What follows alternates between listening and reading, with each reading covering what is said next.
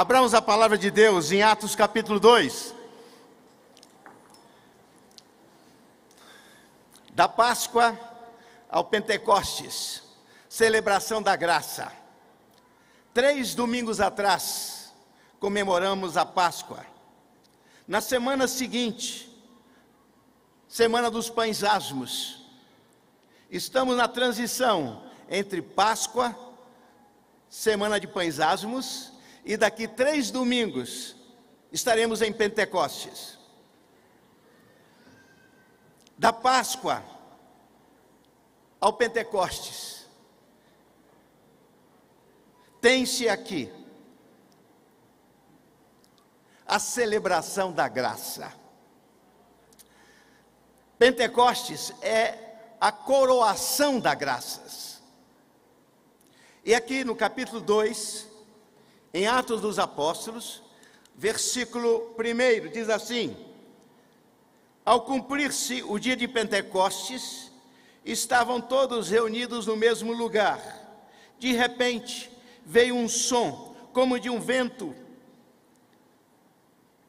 impetuoso, e encheu toda a casa onde estavam assentados. E apareceram, distribuído entre eles, línguas como de fogo, e pousou uma sobre cada um deles. Todos ficaram cheios do Espírito Santo e passaram a falar em outras línguas, segundo o Espírito lhes concedia que falassem. Versículo 37. Ouvindo ele estas coisas, compungiu-se-lhes o coração e perguntaram a Pedro e aos demais apóstolos: que faremos, irmãos? Respondeu-lhes Pedro: arrependei-vos e cada um de vós seja batizado em nome de Cristo Jesus, para a remissão dos vossos pecados, e recebereis o dom do Espírito Santo. Pois para vós outros é a promessa, para os vossos filhos e para todos os que ainda estão longe, isto é, para quantos o Senhor, nosso Deus, chamar. Da Páscoa a Pentecostes, a coroação da graça. A graça foi planejada por Deus antes da fundação do mundo. Efésios capítulo 1 diz sobre isso. A graça foi apresentada a Adão e Eva logo que pecaram. A graça perpetuou na geração dos fiéis, do capítulo 5 de Gênesis. A graça foi aliançada com Abraão, capítulo 12 de Gênesis. No capítulo 15 de Gênesis, se estabelece a aliança de sangue. O tempo passa, e Deus ali no capítulo 15, diz a Abraão: os teus descendentes serão escravizados, mas depois de 400 anos, eles sairão com grande fortuna. Passa-se o tempo, Moisés, Deus estabelece Moisés como libertador. E na primeira Páscoa, antes da 10ª praga, eles comemoram a primeira Páscoa no Egito. São libertados naquela noite, passam o Mar Vermelho e chegam no monte de Deus, no Monte Sinai. No Monte Sinai, Deus renova a graça, agora como povo, através do mediador Moisés. Passa-se o tempo, vieram os profetas, e no período determinado, a graça chega à terra, E o Verbo se fez carne e habitou entre nós, cheio de graça e de verdade, e vimos a sua glória, glória como do unigênito do Pai. A graça é a própria pessoa do Senhor Jesus Cristo. Jesus Cristo vai à cruz, ressuscita e no terceiro dia se apresenta aos apóstolos e mais de 500 irmãos. E por 40 dias, Jesus está com eles.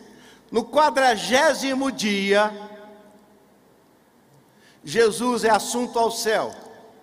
Mas antes de partir, ele diz aos seus apóstolos: fiquem na cidade de Jerusalém, até que do alto sejam revestidos de poder. Isso aí está no capítulo 1 de Atos. E assim eles procederam. 10 dias depois da ida de Jesus Cristo, acontece a vinda do Espírito Santo. Quando é que o Espírito Santo veio? Em Pentecostes, 50 dias depois da Páscoa. O Pentecoste, portanto, é a cereja do bolo da graça.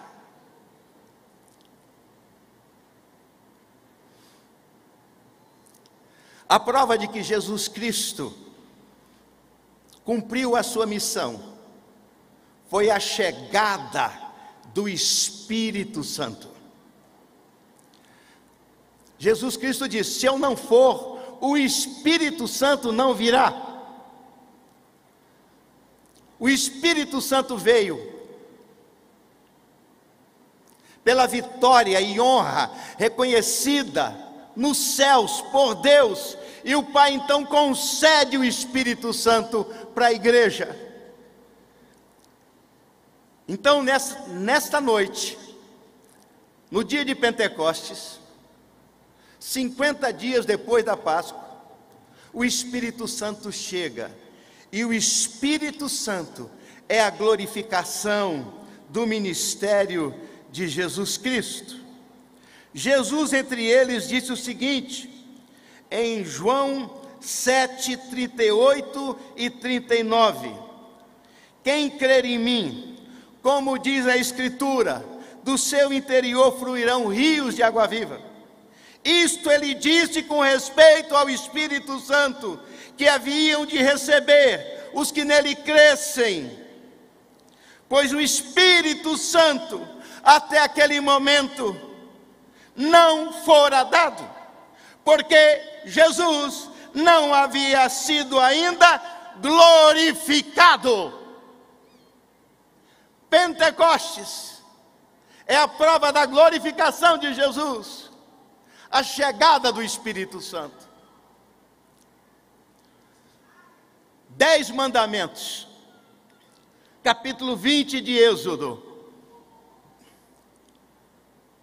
Ali Deus renova a sua aliança da graça através de um mediador, Moisés.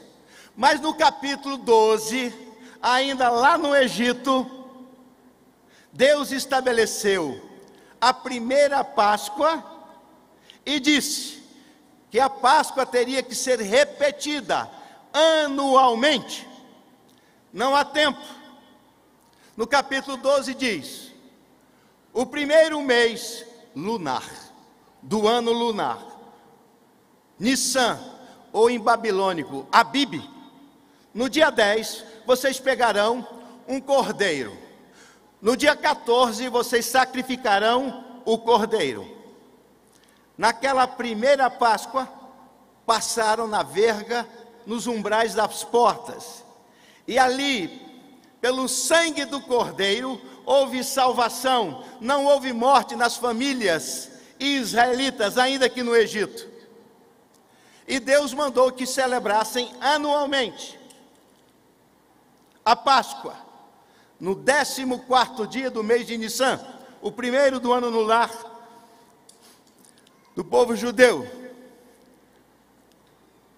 E logo depois, logo em seguida, uma semana de pães asmos, pães sem fermentos. E eles deveriam contar 7 semanas da Páscoa, e quando chegasse no 50º dia, eles celebrassem o início da cega, ou a festa das semanas.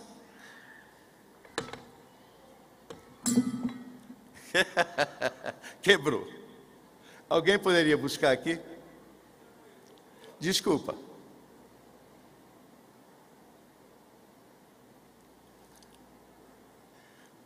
Deus mandou que o povo dele, no início de cada ano, celebrasse 3 festas. A festa da Páscoa, muito obrigado. A festa dos pães asmos, logo em seguida da Páscoa, e 7 semanas depois da Páscoa, o Pentecoste. O início da cega. Não é a festa das colheitas no final do ano, perto dos tabernáculos. Era no começo, o início da frutificação, a começar da cevada.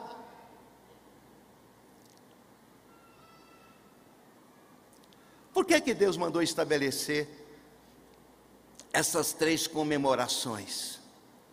Hoje aqui é noite de colheita. Hoje é noite de cega, e ainda nós teremos a festa das colheitas no final do ano, assim como o calendário judaico. Esta igreja é uma igreja cheia do Espírito, esta igreja é uma igreja frutífera, e Deus está fazendo isso e vai fazer ainda mais. Mas hoje nós temos o início da cega, no Pentecostes, 50 dias.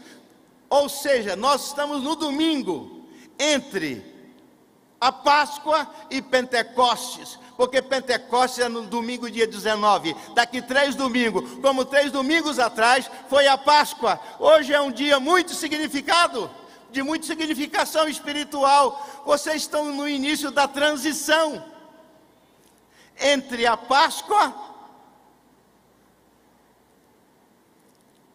festa dos pães asmos, sem fermento, e a chegada dos primeiros frutos no Pentecostes. E nós vimos que o Espírito Santo, cumprindo a promessa de Joel capítulo 2, 28 e 29, que os nossos jovens teriam sonhos, e os adultos, os velhos, visões. E ali estava falando da vinda do Espírito Santo. Joel capítulo 2, 28 e 29. E é exatamente o que ocorre com os apóstolos. 10 dias depois da ida de Jesus, Jesus é glorificado, e em Pentecostes ele derrama o Espírito Santo. E quando o Espírito Santo chega, começa a colheita. E nós vimos aqui 3.000 convertidos.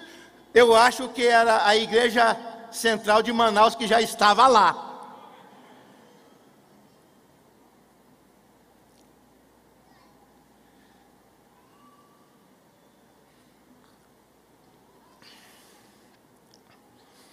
Mas a colheita,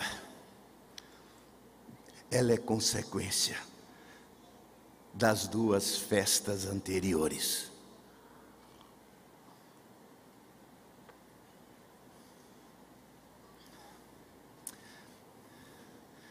A festa da Páscoa, o centro era o cordeiro, e aquele cordeiro representava aquele que João o Batista, às margens do Jordão, o apresentou dizendo, João 1, 29, e disse, eis o Cordeiro de Deus.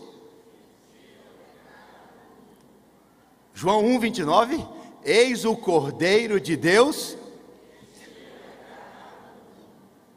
Todos os animais que eram sacrificados no culto a Deus representavam o Cordeiro de Deus, inclusive o Cordeiro da Páscoa. Primeira Páscoa, matou-se o cordeiro, colocou o sangue na porta das casas, e houve salvação naquela família.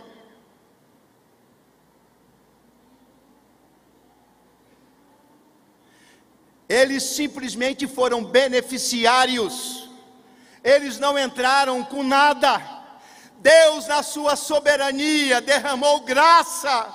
A graça é através do Cordeiro de Deus. A graça chegou para o povo de Deus, cumprindo a promessa que fizera 430 anos atrás ao pai Abraão. Depois de 4, eles serão livres. Deus determinou, e Deus então vai e liberta o seu povo. O povo era complicado. Vocês lembram que lá, junto ao Sinai, eles fizeram um bezerro de ouro, fizeram um bacanal. Eles ainda estavam assim, mas mesmo nessas condições o Senhor derramou graça, e a graça os alcançou e os libertou. A graça é o perdão soberano de Deus, independentemente da qualificação ou performance humana. É pela graça que sois salvos, mediante a fé. Isso não vem de vós, é dádiva divina. A graça se manifestou através do sangue do Cordeiro. E onde está o sangue do Cordeiro, há o perdão. Onde está o sangue do Cordeiro, a salvação.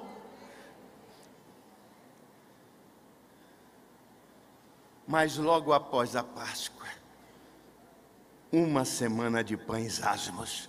Por quê?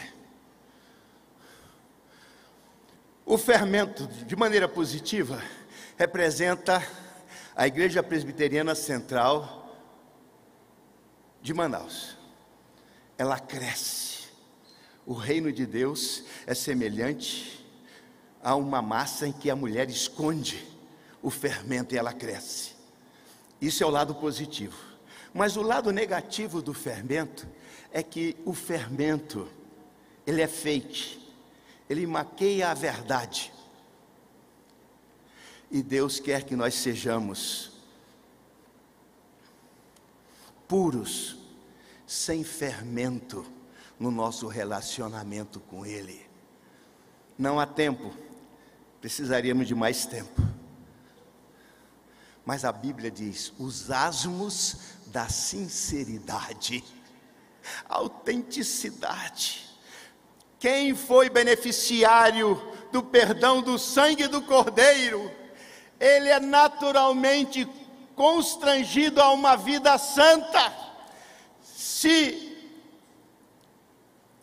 a Páscoa representa o perdão e salvação, a festa dos pães asmos representa a santificação. Aquele que teve a graça do sangue do Cordeiro na sua vida não pode continuar nas mesmas práticas do pecado, tem que viver em novidade de vida.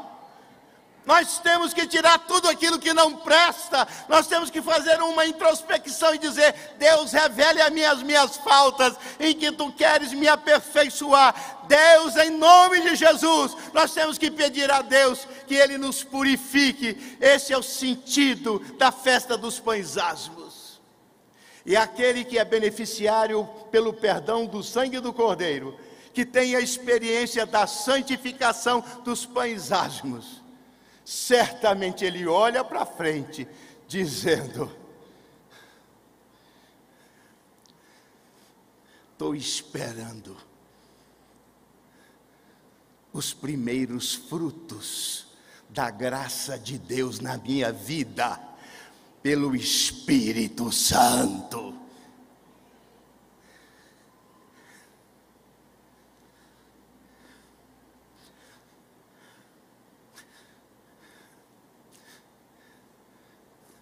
Eu sou a videira verdadeira, e meu pai é agricultor.